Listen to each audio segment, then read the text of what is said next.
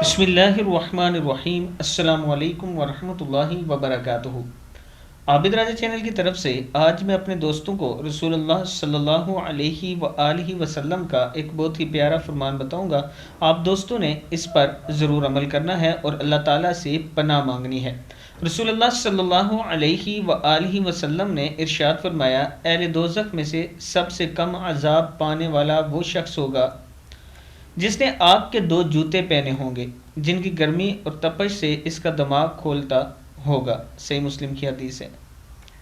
پھر سن لیں، اہل دوزخ میں یعنی دوزخ میں جانے والے سب سے کم عذاب یہ پائیں گے جس نے مطلب کہ سب سے جو کم عذاب ہوگا وہ یہ ہوگا کہ آگ کے دو جوتے پہنا دیے جائیں گے اور آپ کا دماغ ابل رہا ہوگا، کھولتا ہوگا اس گرمی کی وجہ سے، جوتوں کی گرمی کی وجہ سے۔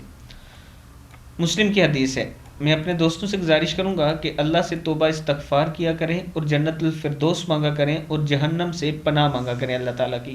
السلام علیکم ورحمۃ اللہ وبرکاتہ۔